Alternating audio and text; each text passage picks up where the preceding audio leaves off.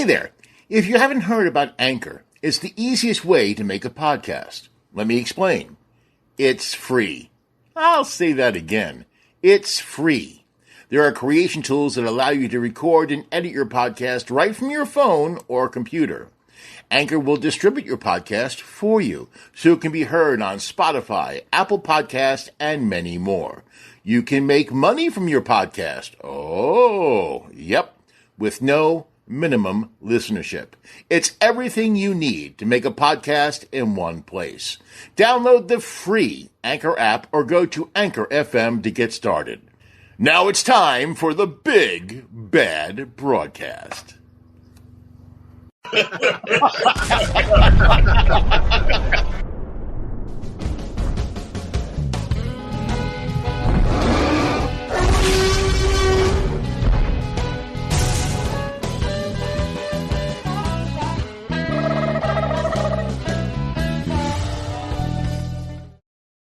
Please remember to like, subscribe, and ring that bell. Thank you. Hello, campers, and welcome to the Big Bad Broadcast. We got a great show for you today. You're not going to want to miss this one. We're going to learn a lot about games today. And we have our normal cast. Of course, Joe Silky is out on assignment again with Eunice. Yeah, he's researching a game with Eunice. Yeah. And we have, of course, the Dean of the Clown College, Mike Grief. Yeah, baby, we're going to play some games, man. And we got our Yoda, Craig Mitchell. I'm sorry, John, you got to form that in the form of a question. You lose. Who is our Yoda? There you go. Hi. Craig Mitchell, who also has his own cooking show. Yeah, on Taste on TV, Thursdays at 7:30. That's right. He's a big-time cook. And, yeah, we've just had a crazy week. And I was talking to the guys before we came on about games we used to play when we were kids. And we're going to go into the all equal boxes right now before Craig forgets because it's been a while. You know, I talked about games. I suddenly feel equal. Wow, that's okay, so I guess every kid played hide and seek outside, right? No, in my family, you just played hide. Because when my father came home, you just played hide. Trust me, hide and seek could be really funny if you really hated the kid that was it. You could tell him to go sit over there, and then you could all get in somebody's father's car and go out for lunch, and have them look for you for days. Oh, and man. They had kick the can.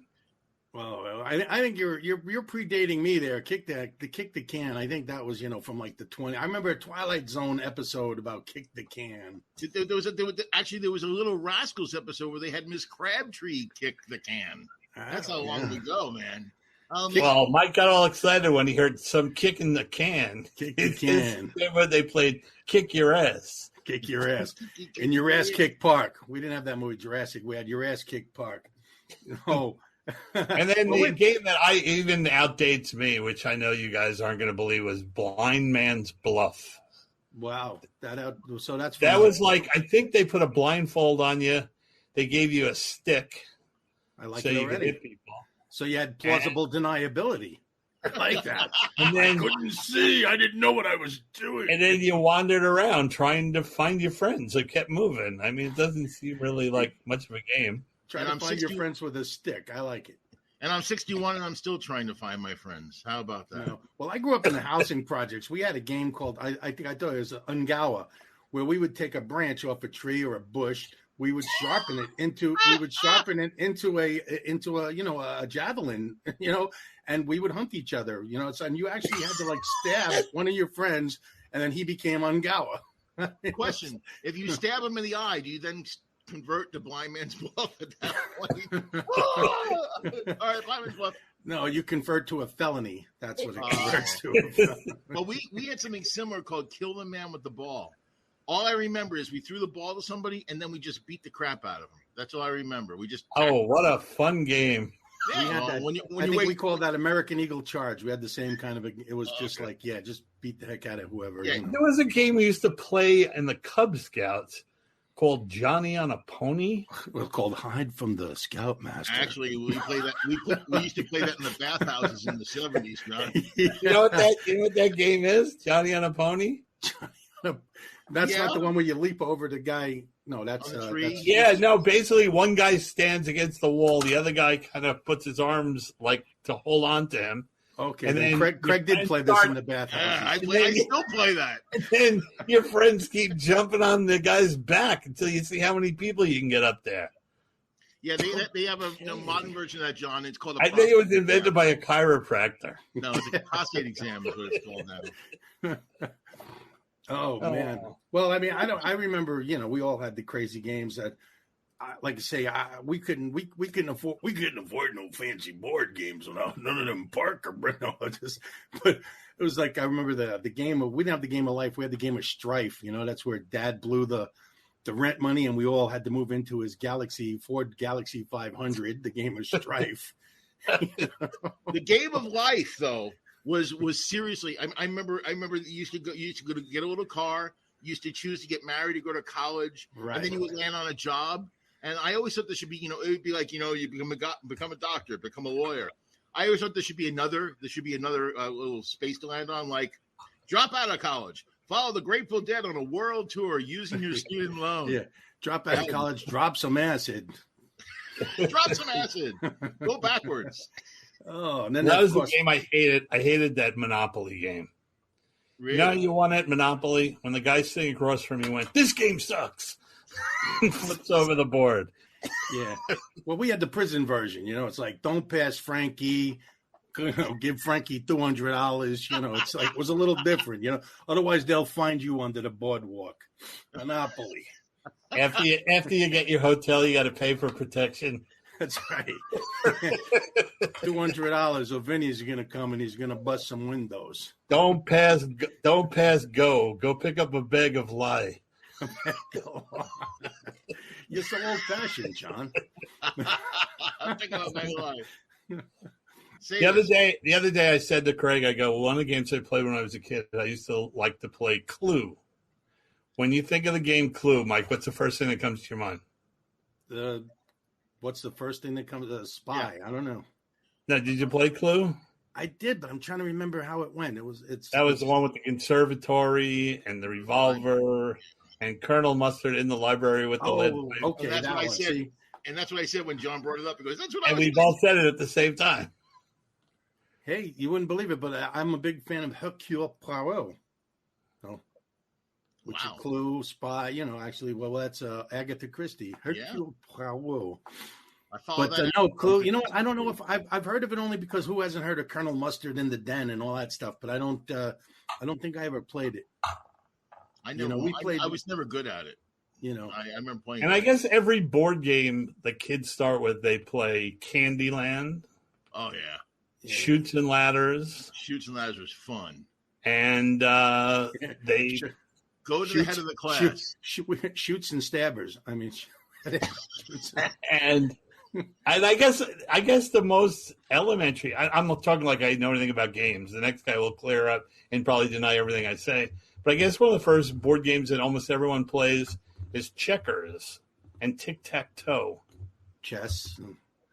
Actually, I'm trying to think. One of my old favorite games was Stratego. Remember Parcheesi? Stratego. That was great. You hit a little bomb and you're dead. I used to love that. That's it, or Battleship or something like that. But I was always a sore loser. Hey, you sank my battleship. And the game goes up, and John would throw the game up in the air. Yeah, okay, that's good. It's like any game you play with Mike. Mike was like, when the cardinal rule in hockey is they go, you remember the beating long after you remember the loss. It's kind of like it was kind of like Star Wars. Let the Wookiee win.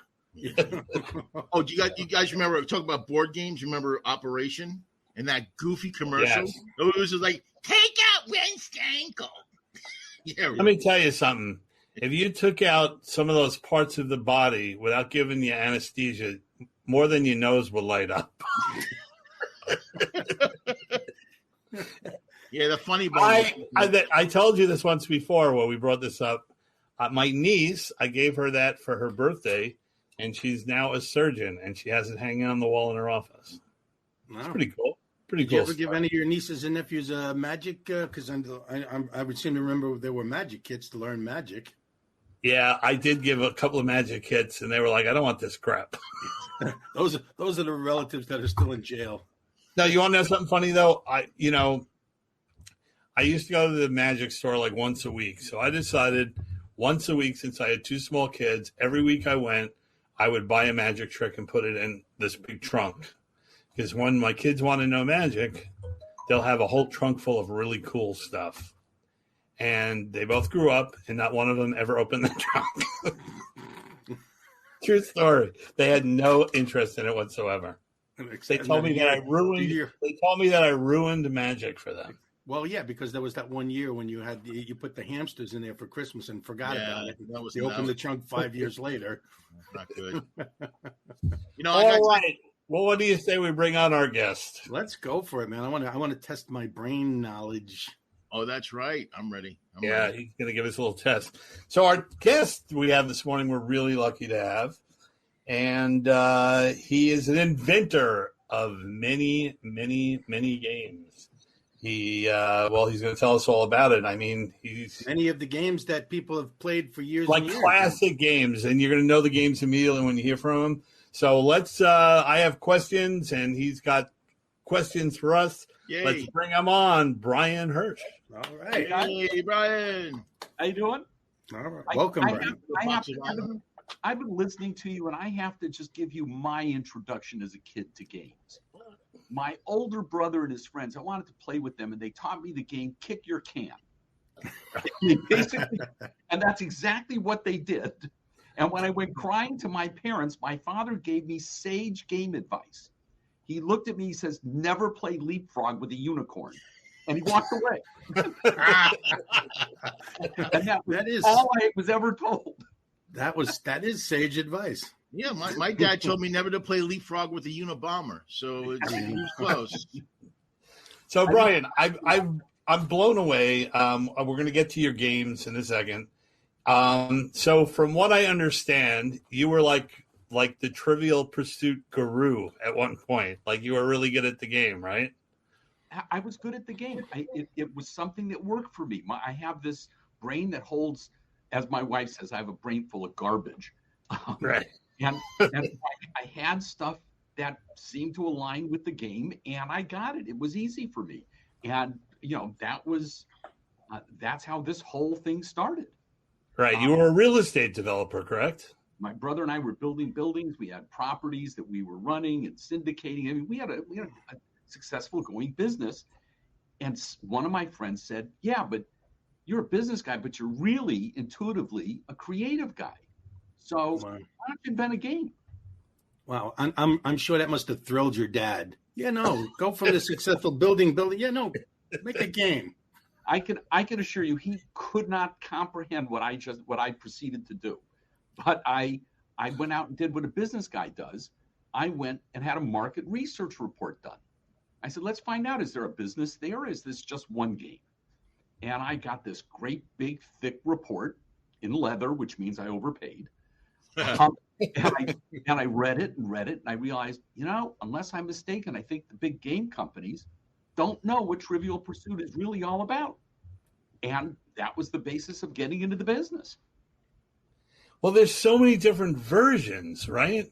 When I was looking at, there's so many different versions of almost all of your games. Like I have one game here called OUTBURST. Yes. Which is kind of a cool game. I don't have to show it. You got a picture of it. We're very high tech. Wait, one said adult. Now this one said very adult. Okay. Indeed. And what's kind of cool about this game, if you take that away and you can see me, it's got like this little 3D viewer. It's sort of like a cross between old school and like it's a gaming console. It does really nothing except have the paper in it to make it like a 3D so you can read the answers of the questions. Very clever and little slides when they get them right. So people can't argue and go, I said that, which is very cool. I thought that was very, very interesting. And then you have... Why is it called Outburst? Is it just because you just burst out the answer, or we could not come up with a name for the game. My original title for that game was Purd, and that just didn't sit well. So literally, I went through the dictionary and until I hit Outburst. That's what people do. They burst out with everything they know. We're calling it Outburst. Cool. Which is what people who purge do too, but it's not as much fun. And then we have Taboo. Yep. There's so many different versions of these games, right? You would be shocked at the number of times these games have been updated, new versions, new content, a celebrity edition of Taboo, an adult edition of Taboo, kids Taboo, kids versus parents. There's like a country western version of Taboo too, right? There have been so many versions of these, and the ones that surprise people, we've now sold Bible Outburst for I saw that. I was going to bring that up. Bible Outburst for over 25 years. Sells steady every year. It's unbelievable. Wait, so I gotta hear a question from Bible Outburst. Oh, good luck. So when these games like kind of go into all different directions, do you do each one of those, or there are a team of people that do them, or? Yeah, it's definitely a team. It's way too tough to write an entire one of these because. Right, but I mean, I guess my question is, you're involved in all of these different versions of them, right? I am, but it's not me alone by any means. Right. No, but I mean, it's like it's still your game. It's not like somebody buys the game and goes, "I'm going to put out, Bible Taboo." No. We're far too litigious to want to get involved with us. Don't steal. We'll come after you. Right. And I mean, it says, I read somewhere that there's like $850 million in game sales. Well, I mean, that's the internet, so I don't believe everything I read, but it's a huge amount of money. That's actually low. We've exceeded $1 billion in retail sales of 42 games that I've published. Yeah, there are a lot of people who play games, and it's about the secret sauce. It's about, can you entertain them when you're not there? Well, you'll find this interesting because we play games like this my son is in Austin, my daughter was away, my son-in-law is in England, and during the pandemic, we did Zoom game nights. And which was kind of like brought the family together during it because we couldn't see each other. Yeah, but the questions in those games was, is John wearing pants? And then we have not the correct answer. And then we have the latest Boom Again. Boom Again. And what I find so fascinating about this is I have to show each game piece. We have a dog tag. And a story behind it. All the tokens have a story. And then we have, it's from a container of milk, I would imagine, because I'm old enough to remember that, Mike. Yes, you are, John. That was in the foil pack. Oh, okay. And when you left it off. It out. I thought it was a gold condom for a second. And this is a 45 record adapter. I remember those. I remember those. And I love this. I may just end up wearing this. Students for Kennedy. Cool. Really? Yeah. And a skate key. Oh, my gosh. You remember those, Mike? Yes, I do. My first were metal skates, and you put them and tighten them. I remember. A brand new pair of roller skates. And then we took those metal skates and made skateboards out of them with no traction and killed ourselves. And then, of course, another functioning thing, a roach clip. Hey, there you go. Yeah, really? Nice. Yeah. No, it's a. So the game does get harder if you use that. No. You just have to pass that around. It gets much easier. There you go. Thank you, sir. So wait, you started to tell me a story. Just tell us guys a really story about this being in the game. Oh, that has been semi-controversial because at one point we've had a number of different places that don't want to really advertise that they aren't buying in, and when we put the game on Amazon, we actually got on Facebook, we actually got pinged, and they said, you can't mention this, you can't be here because we think you're selling drugs. Wow. That algorithm. And I said, what are you talking about? They go, well, there's a roach club. I said, it's all over your site. What are you talking about? This is a token in a game. We have to fight for a couple of weeks to get ourselves approved. Right. And like the people at Facebook aren't smoking weed, or should we call it meta, or whatever they're calling it now? Well, so all of this stuff you had to have manufactured, you said, right? Like there aren't skate keys anymore. There's no place to go get a skate key. So we wound up making tools in China and having all these parts made. And I can tell you that all the different factories, because some things are plastic, some things are metal, none of them understood what the parts were. They didn't know what a skate key was. They didn't know what the little yellow thing was. They didn't know what the roach clip was. And the dog tag, which I assumed they would know, no idea what that was. Wow. So it was all of what we set out for in this game. We wanted touchstones, not just little pawns.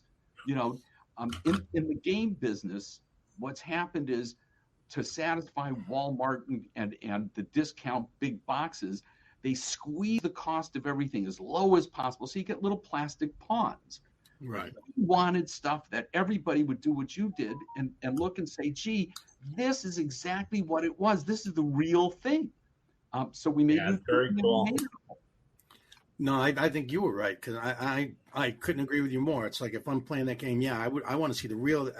It makes you want to be that guy who's like, no, I want that part. I want that one. You know, like in Monopoly, you fight for the, everyone else fights for the car or whatever. I was the hat. I always had to be the hat. Well, and like Clue was what game like that where they had actual like a little gun and a lead pipe and all that stuff. But those were miniatures, right? And what I was looking for here was I wanted the skate key not to be a miniature but full sized. Wow. I mean, we thought we looked at little mini Magic 8 balls as a token and went, but it's a little mini thing that we never had that. So we only went for stuff that was full size. We want baby boomers to go back and enjoy the boom again, and that's what this is. That's amazing. Awesome. That is. Awesome. I think in your game I would have to be the little 45 insert. That brings back so many memories. I was thinking the same thing, man. The reality is that we did something with this game that people can't. It takes them a minute to get used to. The tokens are not for individual players. They're on the middle of the board.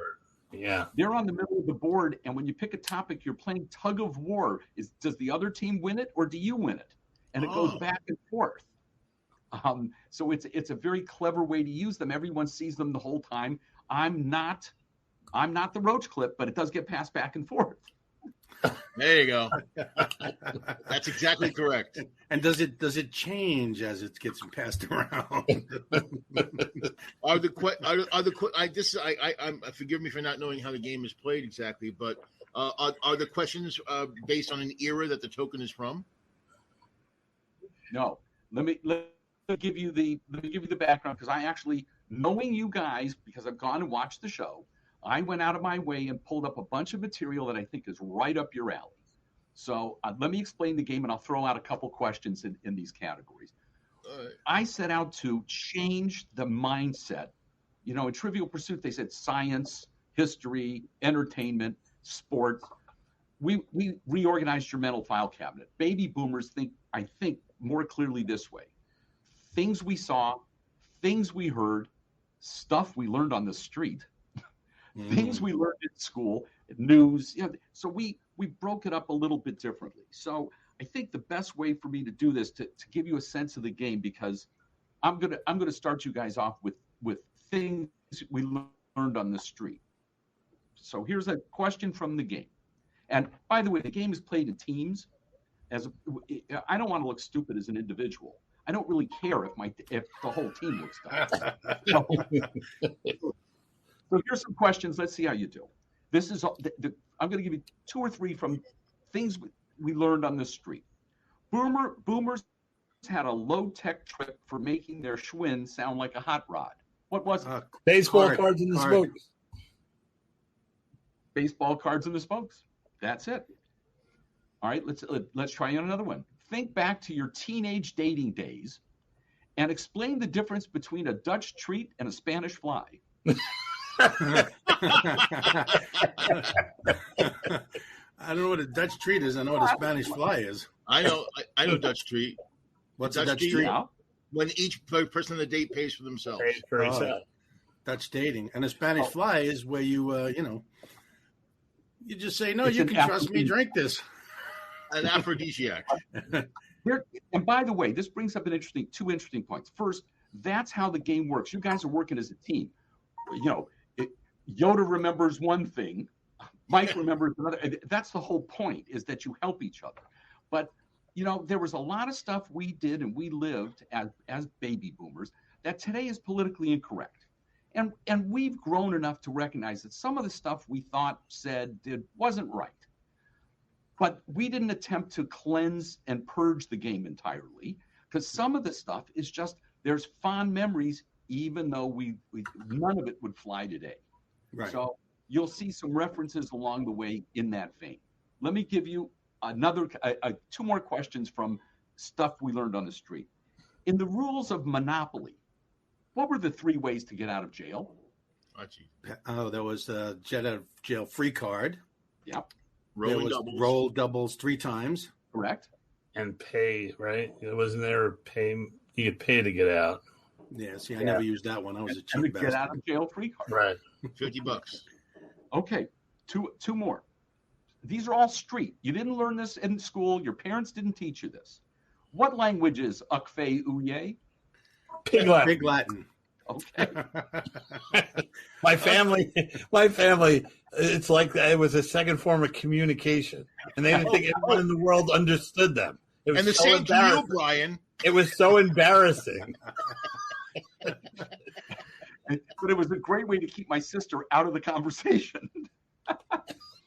In the 60s, marijuana was cheap. Basically, how much was a lid? $10. I'm from the East Coast. I'm from the East Coast. There was no. We never had. They called a lid. It was a dime bag, a nickel bag. Man, John answered that fast, didn't he? Yeah, Don answered that fast. Come on, look at him, man. He's a stoner. So this is not, as you're starting to get the feel. This is not an SAT test kind of trivia game. This is fun. This is the stuff we've already lived. That's to me, this seems way more enjoyable than Trivial Pursuit. To me, I would play this game before Trivial Pursuit. The happiest part of the reviews and the comments we're getting from players has been when they come back and they talk about how they laughed and laughed and laughed. Normally, you play a game, somebody says, "How was it?" "Oh, we had a great time. It was a lot of fun." You never hear people talk about, "We couldn't stop laughing." Right. And I purposely put stuff in here with that intention. And I'm going to give you a couple more laughs. I got a couple more laughs for you. Okay. This is from In the News. Oh, yeah. Who was younger, Elizabeth when she became queen, or Freddie Mercury when he became queen? Elizabeth. Yeah, she was 17, wasn't she? Yeah, No, she was actually 27. Freddie Mercury was 25. Son of a gun. Wow. But they were both great queens. And they sing great. Let me give you another. Now, see, you actually know some serious stuff, even if you don't realize it. William Randolph Hearst's granddaughter, Patty, was given a new name after she was kidnapped. What was the name, and who gave it to her? Oh, I know it was Tanya, right? Tanya, that's correct. The Liberation Army. Simeonese Liberation Army. Yeah. And you guys just did it again. That's that teamwork. You remembered one word that triggered the whole answer. Let's stay on track because I'm impressed so far. Oh, certainly. Sublime to ridiculous. Which happened first? Sir Edmund Hillary climbs on top of Mount Everest, or Prince Rainier climbs on top of Grace Kelly? Or did it happen at the same time? Did they all come together? It's got to be Hillary. It absolutely is. It was 3 years earlier. That's great. And then one final one from In the News, because that's the dry category, right? American Nazi George Lincoln Rockwell agreed to talk with Playboy only if the interviewer was not Jewish.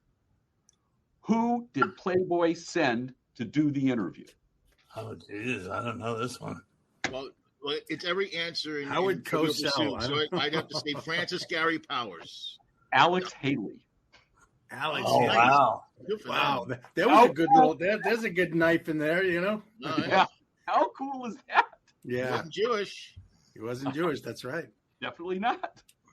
You're right, though. I see what you're saying about how there's a lot of the things that happened were whatever they were, but history is history, and you have to acknowledge the stuff. And we lived through that. I mean, the whole point of the game is this is stuff we've already lived. I'm not interested in creating a game where when you hear the answers, you go, nobody knew that. I want someone who goes, oh yeah. They just What a great idea. That's a great idea. That's pretty much the secret of all these games. I'm trying desperately to create a game that's a social lubricant. I make lubrication for rusty social skills. I want to facilitate a group of people having a good time. So it's just about how do you facilitate? How do you make that happen? So Brian Hersch, the new liquor. Yeah, you're going to get me in trouble. But yeah, that's the underpinning of what all this has been about. I managed to get into a business, and games are a business. Everyone, when you go into a museum and you see a huge white canvas with a red circle, and you hear that somebody paid $12 million for it, your first thought is, I could have done that, but you didn't, and you couldn't. And a great game is simple. And everybody reacts going, I could have done that.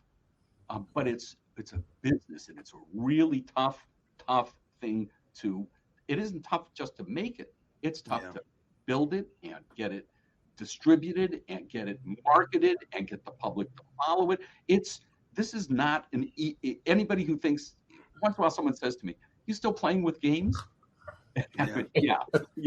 We get the same response. Being a comedian, being a stand-up comedian, you get a lot of people and they go, "Oh, I could do that," and you go, "Well, go ahead, be my guest. Get up on the stage and let's see how funny you are."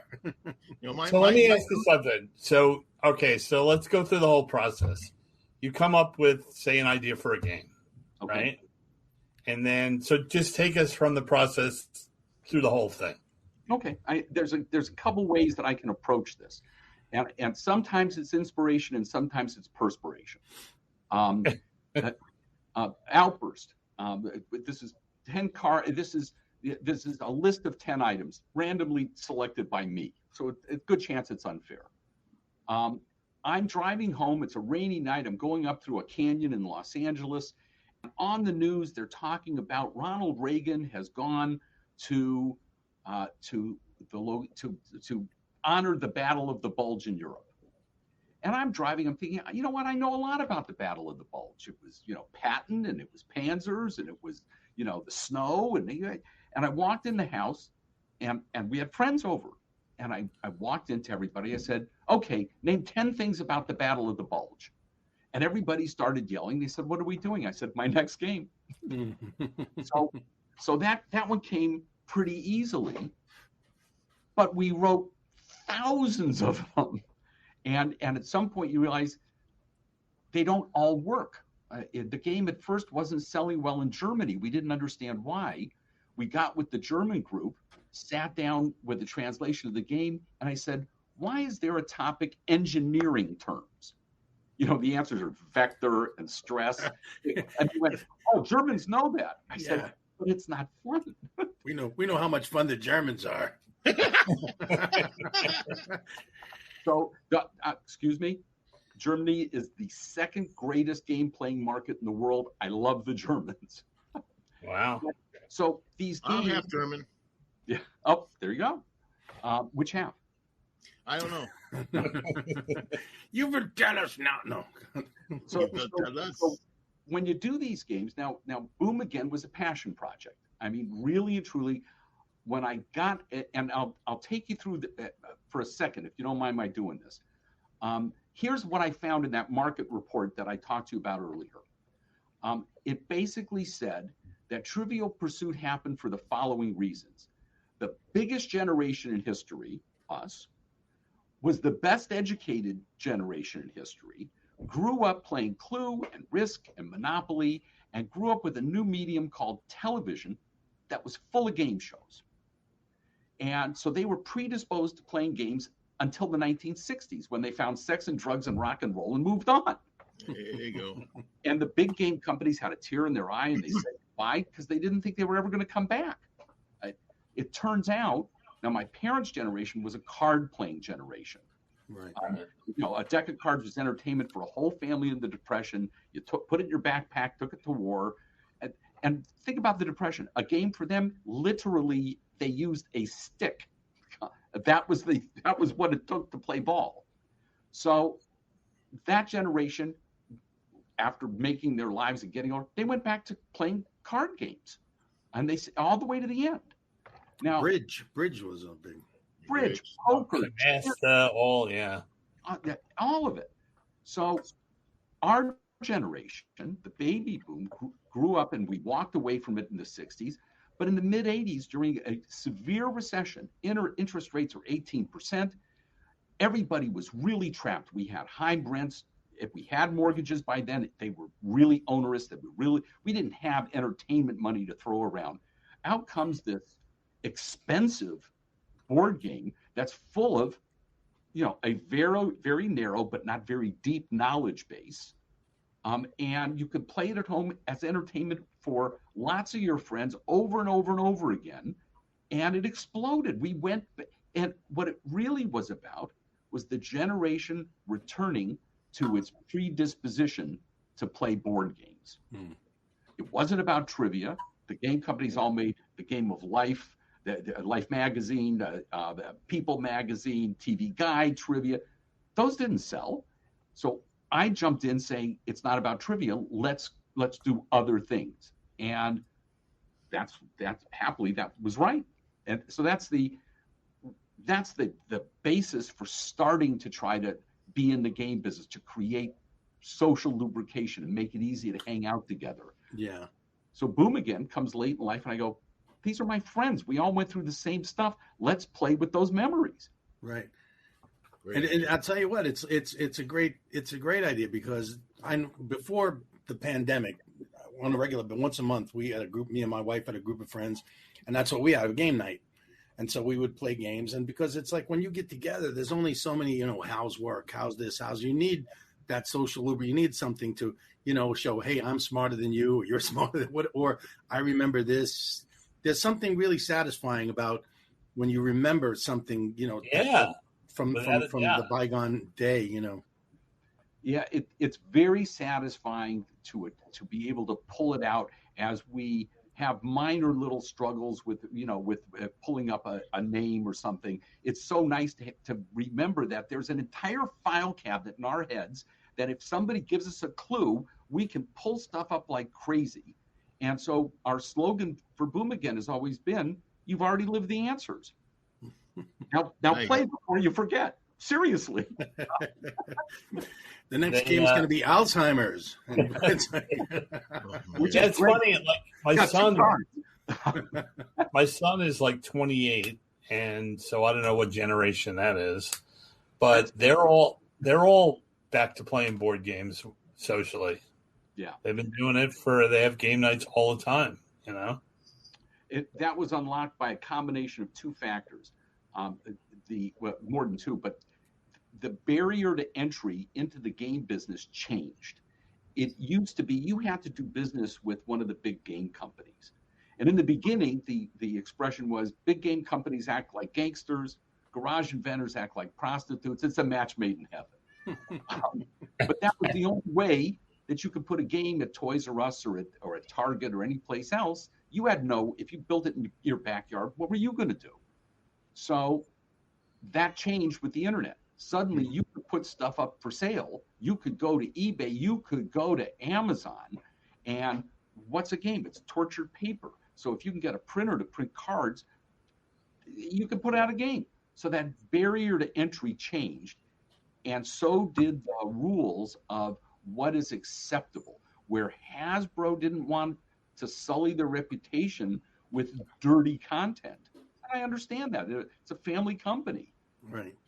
the guys who created Cards Against Humanity said, I'm not worried about the company image. And they struck a nerve. And that generation recognized immediately the authenticity of the content. And that just took off. So there's a generation playing a specific game to start. And the pandemic just changes everything. Everyone starts staying in, but they can connect on Zoom thanks for technology. Mm-hmm. There's so many factors that come into these things and point at them. It's a really interesting process. So each company, I mean, Milton Bradley and Parker Brothers and Mattel, they all have separate rules of what they want. They used to, and that was a really good era for me because they were competing with each other. But Hasbro bought Milton Bradley, Hasbro bought Parker Brothers, Hasbro bought Western Publishing. So wow. Yeah, so all of a sudden they don't need to have 3 or 4 party games each year. They need one. That's the reality of business. And you used to have a lot of really big retailers, and it kept getting smaller and smaller. And that's the reality of business. As I said earlier, it's games, it's fun and laughter, right? It's a business. What are your margins? What are your costs? How do you get it delivered? What if you get stuck offshore? I mean, there's all these things. It's a business. It happens to be a fun business. So like on the run, like on this Boom Again game, like what is the initial run of games that you make? Like how many do you make? Yeah, that's always a tough call. And we really face that because we started getting, remember, because I have an inside look at what's going on with my other games in the marketplace. We start to hear, see, and know about some of the problems. We started hearing, seeing, and knowing down at the smallest level that they couldn't find cardstock at the printer, that corrugated for the box that it ships in, corrugated went up 46%. And you start going, wait a second, our supplier in China's having a problem and can't get this stuff out. And so we built enough so to be sure that we weren't going to run out of stock because we knew others were. I'll keep the internal numbers internal, but the big notice was build enough so that you don't run out of stock when everyone else does, and that we've done. Wow, cool. Have you? I was gonna. Oh, I'm sorry. Go ahead, Brian. No. Please. I was just going to ask if one of the categories on this or game, and if it's not, it sounds like it could be a whole other game. Is song lyrics, because that's another thing that is constantly. You are my hero. You have just led me into a couple more questions for you guys. Oh, cool. First, let's go with things. This is things you heard. Okay, now this is across a whole lifetime, right? 50, 60, 70, things you heard. Who sang Hello Mother, Hello Father? Alan, and where was he writing from? Camp Granada, Alan Sherman. Is Alan is he? No, he's not one of the Sherman brothers. No. He was like a comedian, I think. Alan Sherman, yeah, he was great. All right, now, do you guys remember the song "The Name Game"? Sure. Yep. Great. Let's do Chuck. Is that the Banana Rama, Mama Nema? I could never get it. that was what you were never allowed to sing. Let's sing Chuck, go. So of course I put it in the game. According to the lyrics in Jefferson Airplane's psychedelic classic White Rabbit, what do each of the 3 pills do? One pill makes you smaller. One pill makes you large. One the mother gives you does do anything at all. There's nothing. That's correct. Now, since you guys are so good at knowing lyrics, let's test that out. There's a topic in the game called Shout. And in Shout, you have to get more than one answer. There's a required number. So let's see how you guys do with this. Okay, now this is a team question. One at a time. I'm going to read titles of songs by Tom Jones. To score, you must sing any part from 3 of them. God. Okay? What's new, Pussycat? I just lost you for a second. So we have to do we just sing it? What's new, What's new, Pussycat? Pussycat? Oh, pussycat, pussycat. Okay, that's one. It's not unusual. To be not loved by unusual to be loved by anyone. Da-na-na-na-na-na. It's not unusual. I want you to know, all three of you put on an Elvis snarl when you did it. Thank you very much. How about Delilah? No, Delilah. I can't remember the rest of it. Da-da-da-da-da-da. What a pretty girl. No, that's a different song, John. That's from West Side Story. All right, but since you're singers, okay, we're going to switch questions one at a time. I will read titles of songs by the Beach Boys. To score, you must sing any part from 6 of them. Okay? Fun. Till your daddy takes your T-bird away. California Girls. The East Coast Girls. I'm I'm a surfer. This is easy. Yeah. The Beach Boys. Oh, then you probably can do Barbara Ann. Ba ba ba ba ba Barbara Ann, Barbara Ann. You got me rocking in the reel and rocking in the roll. You're getting it. We took lyrics and memories of them, and we. Wait, what's the rest of the Beach Boy ones? Oh, I'm into something here. Okay, help me, Rhonda. You gotta help me, Rhonda. Help me get out of my home. Little Deuce Coupe. Little Deuce Coupe, you don't know what I got. Oh, nice. Surfing USA.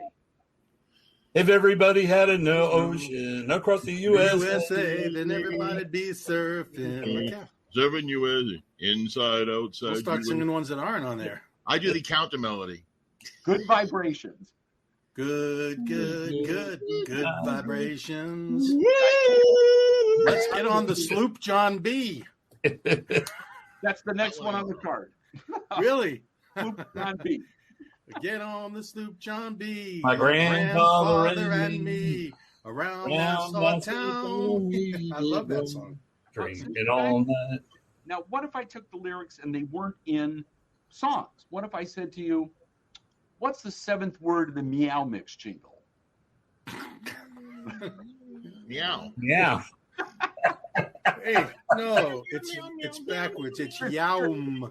There's nothing as good as watching Yoda. Meow, meow, meow, meow. My cat just wants to know what I'm doing too. At least he didn't have to go to his toes. Now let's now. So you get the idea of the multiple answer category, right? Yep.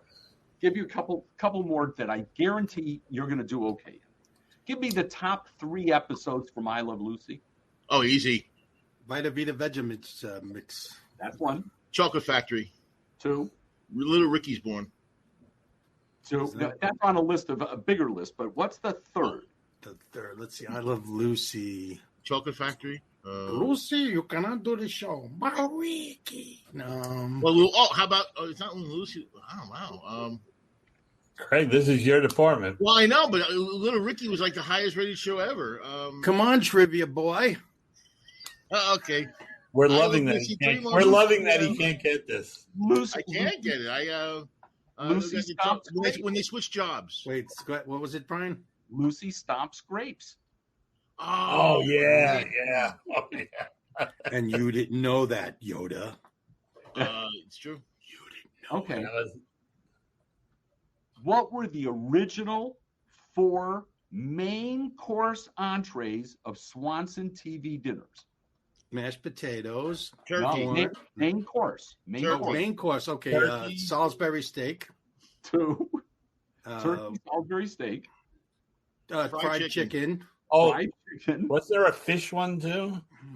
Ew. The original 4. You've got 3 of the 4. We have turkey. We have fried chicken. We have Salisbury steak, macaroni and cheese, meatloaf. Oh, I like that meatloaf one too. I should have known that. and depending don't on like which meatloaf.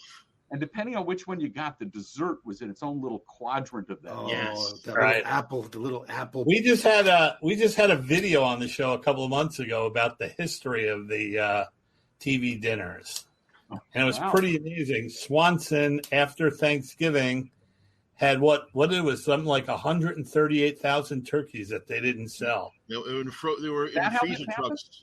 Yeah, and they had them in a train that they had to keep going coast to coast with, because that's the only way they could refrigerate it. And this guy said, let's try to make it like an airplane meal. And they sold 1 million of them the first year. Wow. Turkey. Yep. Crazy. That's a great story. I never heard that. All right, let's try you on memorable draft classifications during the Vietnam Oh, that's era. me. Oh man, That's John. John, what are the 4 primary draft classifications, and what did they mean? Well, I know a couple of them. I know there's 4F, and that meant you were ineligible, right? 4F. Yeah, what was that crazy one? Correct. What? A was you were Y. eligible. Y something, right? Well, hang on. You got 2 different things, and you're both correct. 1A. 1A. What meant you 1A. were available? Yeah, that was one you didn't want. 1A, 1F. Which? There was one that you were crazy or unfit for military. something 8. Yeah. I don't know. I still get Vietnam. Yeah. I still get that flashbacks to that bus ride to Canada. Was it Section 8, or is that just when you're enlisted already? No. Which is the one when you're crazy? There's one for when you're crazy. Yeah, they just took you away. I don't have crazy listed. There was 2S, which was a student deferment, and there was 1O, which was conscientious objector. Oh yeah. Yes. And so all that stuff, I'm depressed. I should have known those. Especially the 1S. I lived on that one. My goal today wasn't to depress you. No, it's fun. It's even more fun when like I say, when Yoda doesn't know something on TV. We love that. Tell you what, Brian, you have another TV one so I can show them up? Because before the show, he was rubbing in our face saying, I'm going to murder you guys. I'm asking for a TV one so I can show off. All right, I got TV ones. You ready? Here we go. Let me get my hair ready. What was the name of the Jetsons' dog, and where did George walk him? Astro. And on an automatic walk outside his window. Correct. You want TV, you don't want this other stuff. That's my Astro. At the end of Laugh-In, different dog. At the end of Laugh-In, a little character rode by on a tricycle. What was he wearing? Raincoat. Artie Johnson. Raincoat and red hat, yeah. On SNL, Dan Aykroyd played a TV pitch man who demonstrated a new product. Bass-O-Matic. What was the kitchen gadget that would let you the whole fish? Bass-O-Matic. That was so disgusting. It's a furniture polish. No, it's a dessert topping. That's shimmer. Now, these are all from things we saw, right? So here's a saw question. It's not TV, but I can't resist it. What did every teenage boomer boy say was better? A deck of cards with naked women, or the pen that undressed a woman if you turned it over? The pen. No, I'd say the cards. Oh, yeah, the cards, because there's more of them. I'm a conscientious objector to this one. Yeah, I would say the cards, but then they'd always get stuck together. Oh. It says the deck of cards, parentheses, more women. Yeah. There you go. That's funny. So, yeah. There's things you saw. It covers a lot of TV, covers a lot of, That's awesome. of movies, and a lot of other stuff.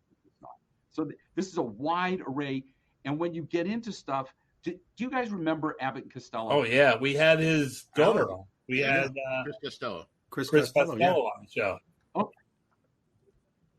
Did you know that Lou Costello, the shorter guy, he actually owned the act? Bud Abbott was just a hired player. He owned the act on the TV show. Out. On the TV show, he had 60. The whole act, the whole time, and even before that, he owned the act. Wow. I was not aware of that. So we all know. So everybody knows who's on first, right? Right. Give me the name of the player on third base. I don't know. Who? What? No. Who's on first? What's on second? I don't know who's on third. I don't know. Correct. That's funny. You got a pitcher tomorrow. Why not today? I just thought I'd ask.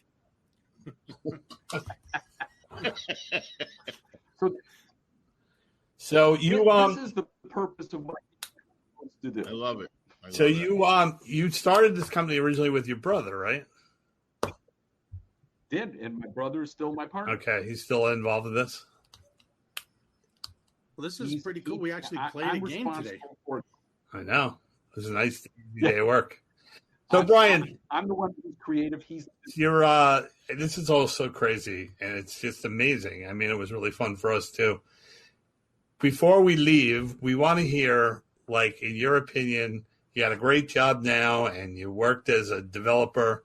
What is the worst job you've ever had? This is one of my favorite memories. My kids look at me like I'd lost my mind. I was working at a company. I was 20. I was almost 21, just short of 21, and I was having my last day working for them for the summer. And across the divider, I heard somebody saying, "Come on! If you'll do it, I'll give you $2,500."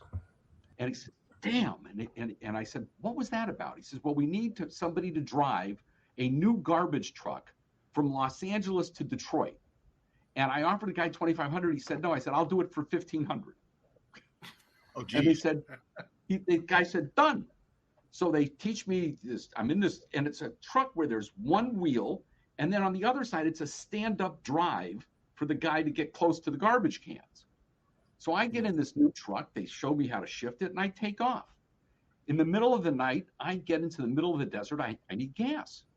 I pull into a gas station, and I'm concerned about the overhang.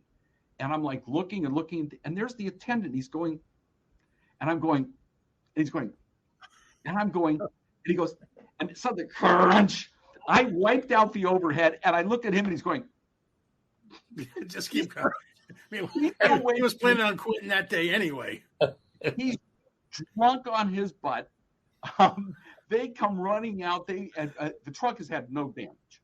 They come running out, and they wanted they're making it to do. But there was a California Highway Patrolman there. He said it wasn't his fault, and he turns to me and says, "Kid, get in the truck and leave now." Nice.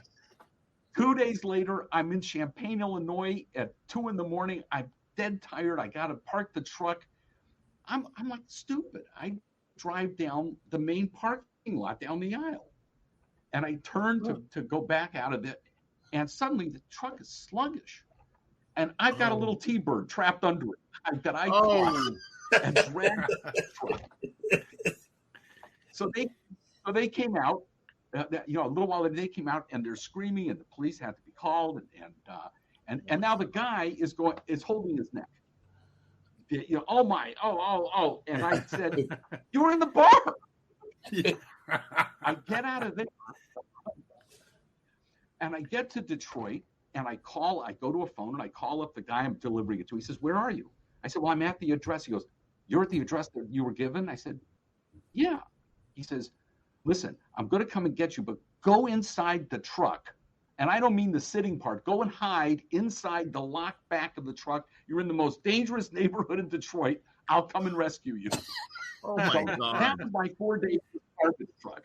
Wow. And then they wanted to take some of the insurance money that was going to have to get paid. They wanted from me. Wow. So it was You should tell them to take the other 15, whatever. You didn't get, you worked cheap. I didn't give him a dime. There you go. Not a dime. But it was my cousin. That's great. That's a great story. Well, Brian, thank you so much for coming on, and good luck with your games, and thank you for the one you sent. Fantastic job, man. I'll tell you what, I'll be picking up the Boomer game for sure because, once we start playing games again, that seems like way more fun than the games we've been playing. Oh, that sounds great, man. I want to do it. I love that. One of that, like I said, one of the great things has been the people's response and the way they're just loving the game. But from my standpoint, I just looked at this, as I said, this is a passion project, and it works. We did tons of test playing throughout. I mean, it takes a lot of people to build this, and that we got it right, that we built a quality game. We're like, and now people laugh and play and have fun. I love what I do. Let me ask you one quick question on this Boomer game. How many people, like from when you decided you want this, how many people does go to put out something like that? Loads, tons, I would imagine, right? Well, it took over 4 years to write it. Right. And there's designers, there's people in the factory. I've got a particular partner who works for me who was a partner in the writing, in the tone. You got to find a voice. It's not just dry questions. We want to be a smartass, then write them like a smartass. And then you got to go to the company to get it priced. Then you got to figure out how to cut down the cards so that you get the right number on a sheet. Then you got to deal with the shipping company and fulfillment, and how does this stuff get to America, and what about the marketing team? I got a guy in Peru who's the webmaster. I got a guy in Colorado who's the SEO king. There are so many people involved to make this little game happen, and the nice thing is it gives me a chance to sit and visit with guys like you, because I'm the face. I get to go out and say, hey, let me show you that this is fun, because we need people to enjoy it. We need to buy it. It must make you jealous of the guy who invented, like, the what was that thing? The little rock. Remember they put it was like the pet rock. There are certain games, there's certain toys that it's like a stab in the heart. When I saw Jenga, I went, oh my God, how did I come up with, how did I not do that? You see a great game and it's business. I mean, come on. If you hear a great joke told and it's really original, isn't there a part of you that goes, I wish I'd done that joke? And if you see a brilliant rendition on a magic trick, I mean, somebody just twisted it a little bit and got something extra out of it. Don't you go, yeah. How did I not Especially in comedy, how many times do you watch George Carlin and you go, why didn't I think of that? You know what I mean? Because I'm not brilliant. That's why. So I look at the guys there aren't that many of us who do what I do. And the guy who invented Pictionary, this guy and I were beating each other to death, going around the country. We kept running into each other, going into newsrooms or into a meeting with reporters. And I'd give him an elbow and go, don't bother, I've used them up already. And then he'd come out the next time saying, I told him your game is crap. I mean, we did this for a year. And it was so much fun. We were young guys. I was 35 years old, and out there just running and gunning. And thank God I got it right. Otherwise, this would have been the venture that my father would have said did lose his mind. So, Pictionary is a fun game. The problem is you have to have some kind of a skill in drawing or something like that. That's why it's funny when they can't. I still have a picture. Once we played, my daughter drew a shark, and you don't even know what it is. I framed it. I mean, it's the worst drawing you've ever seen in your life. People go, "Is that a car?" You see, now that game gets worse if you have a roach clip. Come on, right there you go. Yeah. It gets way creative. You get hungry, eat everything. Is that a donut? Well, thank you for all the years of fun and the years to come of fun with the new stuff. Yeah, can't wait. I think the new expression is thanks for the vine. I appreciate the chance to I really appreciate you sharing your audience with me. I want people to know the game. Anytime. You got any new projects? Just give us a ring. I'll just come back and pick you guys apart with more stuff. Yoda's up for it. I'll find material that's really built for Mike and John. I already know any Beach Boy, he's going. Just prison trivia from. No, I'm just kidding. The Manson family. No, it's just. All right, guys. Well, we got to get going. We got to get out of here. Great, so, Thank you so much, Brian. Brian. And good luck with your game. And it was a pleasure. It was really fun. Thank you. It was a lot Enjoyed of fun. it, guys. Thanks a lot. Thanks. Bye. Well, hey, everybody, that's our show. And with another great show we had again today. And you can see us on the website at www.thebbbradio.com or catch us on Facebook on the Big Bad Broadcast. That's right. Give us a like. Give us a smiley face. Give us a comment. Give us some love, baby. Play a game with us. Ask us questions. We'll answer them. And remember, Christmas is coming. Go out and buy Boom again. Yes. You and the entire family will love it. And there's a challenge. Ask a question and try to stump Yoda. Try to stump Craig Yoda Mitchell. Yeah. Ask a question on Facebook, and he will. Stump me. You can't, unless it's about Lucy's third episode. Then I'm fine. Or, what sports don't you follow? Hockey. I can, if it's up until 1985, I can do it. After that, forget it. I'm better on that, up to 85. I'll kick my ass on that. All right. Well, hey, that was fun, man.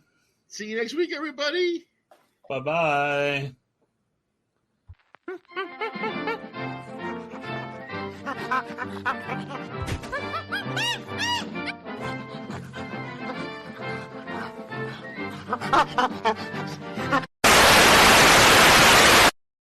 Please remember to like, subscribe, and ring that bell.